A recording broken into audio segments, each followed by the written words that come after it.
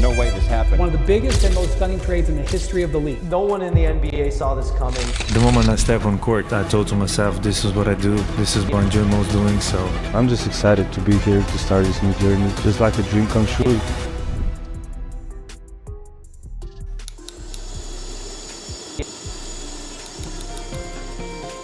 Breaking news, as Luka Doncic, the reigning NBA scoring champion, he has been traded to the Lakers. No one saw this coming. Just 6 games after trading for Luka, the Lakers skyrocketed to the second-best team in the Western Conference, a feat so unlikely, not even the most die-hard fans or their grandmas could have predicted it. Just a few weeks back, the Lakers were stuck in mediocrity, flirting with the fringes of the playoff race. Critics slammed their inconsistency, and fans wondered if the team's championship days were truly over. Yet here we are, watching the Lakers leapfrog other contenders like it's no big deal. But here's the craziest part. The moment it happened, wasn't some quiet squeak-by victory. It was a statement, a brutal dismantling of their biggest crosstown rival, the Clippers, a team many believed had the perfect blueprint to neutralize Luka's style of play. In a single night, the Lakers flipped the narrative. Suddenly, everyone else in the league was left scratching their heads, wondering how this once struggling squad managed such a rapid rise. The game in question was more than a win. It was a warning shot, one that seemed to scream, don't overlook us. Because if the Lakers could dismantle the Clippers so thoroughly, who's next?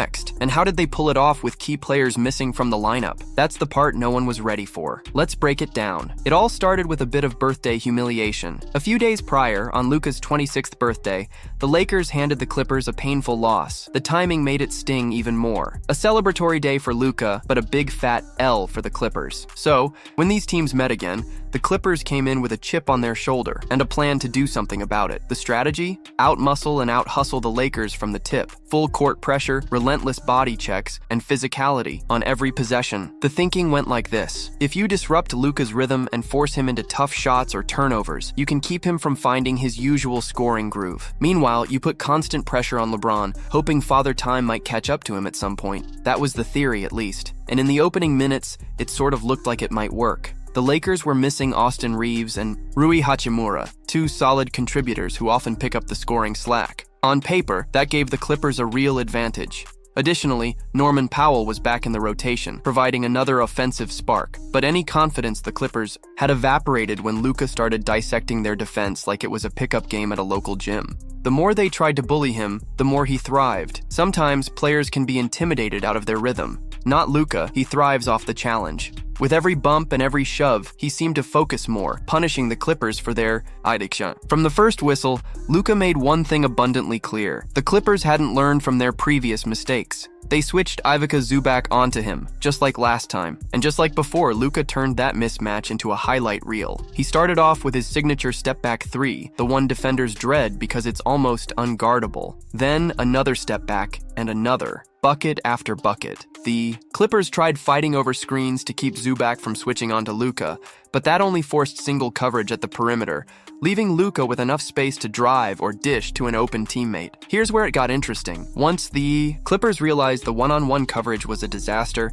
they deployed double teams. That's typically a smart move against a high-level scorer, but Luka was ready. The moment he sensed a second defender, he'd whip passes to wide-open shooters. It felt like he had eyes everywhere, scanning the entire court, anticipating the Clippers rotations before they even made them. While many NBA stars can rack up points, not all can make the defense pay with pinpoint passing. Luka can. Within minutes, the Clippers were scrambling to adjust again. It was like watching them chase a moving target. Ty Lue's frustration was clear on the sideline. The usual stoic demeanor cracked a bit as he watched his defensive schemes unravel. Meanwhile, Luka kept piling on the points, mixing in a few. Sly grins and head shakes like he was thinking, didn't you learn from last time? The brilliance of this Lakers squad isn't limited to Luka's scoring. Watching them adapt to the Clippers' adjustments was a masterclass in strategic basketball. Recognizing that double teams were coming, the Lakers made a bold choice. Stop running screens for Luka. Normally, screens help free up ball handlers, but in this case, they just triggered those double teams. By refusing to screen,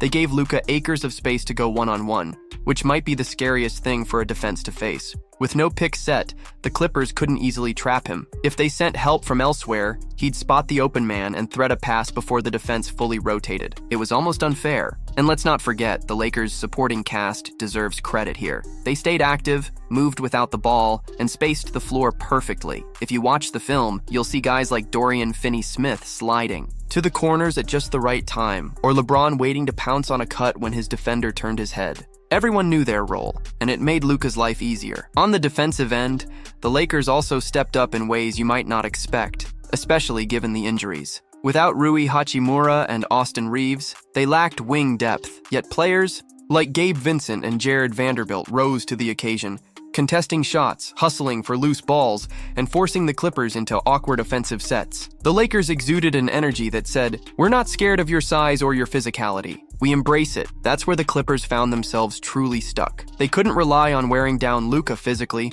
if the entire Lakers roster was willing to match or exceed that intensity. By now, the Clippers had tried almost everything: switching, fighting over screens, double teams, full court presses. Nothing stuck. In desperation, they seemed to focus on bodying Luka whenever he drove to the basket, testing the limits of what the refs would allow. Then came the moment that had everyone holding their breath. Luka took a hard foul that sent him to the floor, grimacing in pain. He got up slowly and hobbled back to the locker room. For a moment, it felt like the entire game could turn. Without Luka, the Lakers would need LeBron to shoulder even more of the load, and the Clippers might find a fresh opportunity to cut into the lead. But just as quickly as that hope emerged, it vanished. Luka returned, looking no worse for wear. He promptly drained a step-back three, pointed to the floor, and yelled something that sounded like, "I'm right here!" The crowd ate it up, and the Clippers' spirits visibly sank. To make matters worse, the Clippers' offense hit a brick wall, a brutal 7-minute scoring drought. 7 minutes without a single basket. That's the kind of slump that destroys a team's morale. Kawhi Leonard did his best to keep them afloat, nailing some mid-range jumpers, but it wasn't enough. When your offense sputters that badly, you're basically handing free momentum to the opposition. The Lakers, sensing blood in the water, pushed the tempo. They ran the floor, found transition buckets, and piled on the points. It wasn't just Luka lighting it up. Everyone seemed locked in. By the end of this stretch, the Clippers' body language told the story. Shoulders slumped, heads down, eyes wandering as if looking for answers they couldn't find. By the fourth quarter, the contest had devolved into a glorified scrimmage for the Lakers. The Clippers looked out of sorts, desperately hoping for a miracle run, but Luka was in full-on showman mode, smiling and jawing with defenders after burying. Yet another dagger from deep LeBron James, meanwhile, chose this moment to remind everyone he's still very much a superstar. After a relatively quiet start, he ramped up his aggression, posting up smaller defenders, hitting fadeaways off the glass, and orchestrating fast breaks with pinpoint outlet passes. The synergy between him and Luka was downright terrifying for the Clippers. If they focused on shutting down Luka, LeBron made them pay. If they keyed in on LeBron, Luka returned to punishing them from outside or threading a pass to an open teammate. Pick your poison. The final exclamation point came when LeBron delivered a chase-down block eerily reminiscent of his iconic 2016 Finals moment against Andre Iguodala. This time, it was on a Clippers guard attempting a fast break layup. The instant replay showed LeBron gliding in from behind, timing his leap perfectly, and swatting the ball off the backboard. The crowd erupted, half in awe, half in disbelief that a guy his age could still pull off such a feat. With that block, the last bit of fight left the Clippers. They couldn't mount a late-game comeback, especially not with Luka and LeBron controlling the pace. The Lakers coasted to their 6th straight win, a victory that vaulted them to the second-best record in the Western Conference. If anyone had doubts about their legitimacy, those doubts were firmly silenced. The question on everyone's mind is simple: can they keep this up? We've seen teams surge in the regular season before, only to flame out when the playoffs roll around. However, this Lakers squad feels different. It's not just one star carrying them. It's a collective effort spearheaded by two generational talents who seem to complement each other's games in ways few anticipated. In the broader NBA landscape, this game was a seismic event. The Clippers were widely viewed as a tough matchup, physical, resilient, loaded with top-end talent in Kawhi Leonard and Paul George, though George sat this one out. That's what makes the Lakers' dismantling of them all the more shocking. There's also an intangible factor at play: morale. The Lakers look like they're having fun, playing loose and confident, while the Clippers appear weighed down by expectations and stung by recent disappointments. Chemistry matters in this league, perhaps more than any single statistic. Right now, the Lakers have it in spades. Yes, there are still risks. Injuries can derail even the most promising runs. Rotations that look great today can falter if new. Scouting reports uncover weaknesses, and the Western Conference is notorious for its depth. There's always another contender waiting to make a statement of their own. Still, for the moment, the Lakers have transformed from an afterthought into a legitimate title threat. Which brings us to the final pressing question. Is this just a hot streak, or are we witnessing the birth of the league's next juggernaut? If Luka continues playing with this level of efficiency, if LeBron keeps defying Father Time, and if the supporting cast maintains its energy, the Lakers might well be unstoppable in a 7-game series. But what do you think? Are the Lakers now the team to beat, or is this surge bound to slow down? Is there any squad out west, or east for that matter, ready to knock them down a peg? Drop a comment below with your predictions, hot takes, and reactions. If you enjoyed this breakdown, go ahead and hit that like button. It truly helps more fans discover our content. And if you're new here or haven't subscribed yet, make sure to do so for more NBA deep dives, game analyses, and the latest on this rapidly shifting season. Because if we learned one thing from watching the Lakers annihilate the Clippers, it's that this NBA season is far from predictable. Keep watching,